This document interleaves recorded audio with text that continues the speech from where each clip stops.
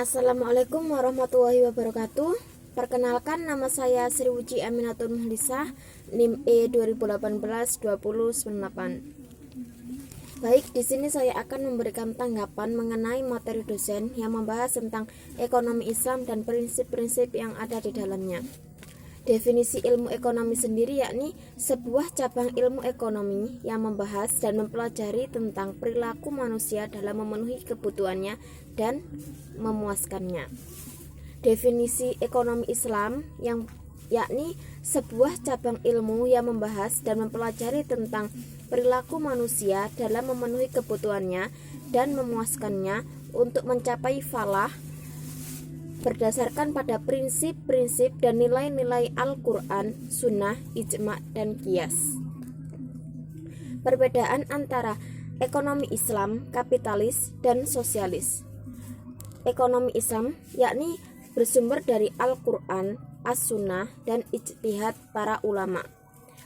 Ekonomi kapitalis itu bersumber dari pemikiran dan pengalaman manusia. Ekonomi sosialis yakni bersumber dari pemikiran dan pengalaman manusia.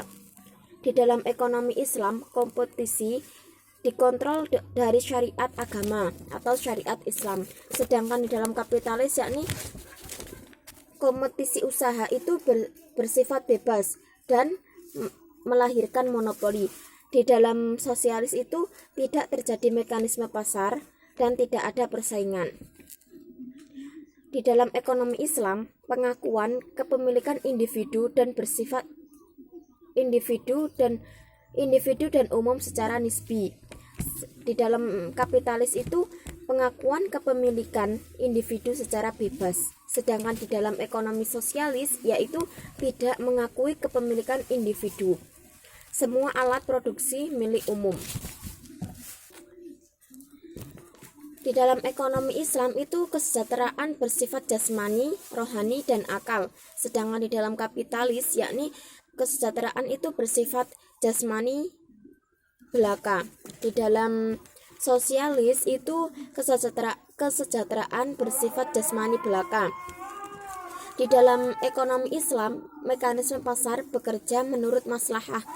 Di dalam ekonomi kapitalis itu mekanisme pasar dibiarkan berjalan sendiri, dan di dalam ekonomi sosialis itu perekonomian dijalankan lewat perencanaan pusat oleh pemerintah. Adapun sumber hukum yang dimiliki oleh ekonomi Islam, yang pertama itu Al-Quran, yang kedua Al-Sunnah, dan yang ketiga Al-Ijma', dan yang terakhir adalah Al-Qiyas. Prinsip-prinsip yang ada di dalam ekonomi Islam yakni tidak diperbolehkannya adanya gharar, maisir, dan riba. Sekian dari saya, bila ada salah kata mohon dimaafkan. Wabillahi taufik wal hidayah. Assalamualaikum warahmatullahi wabarakatuh.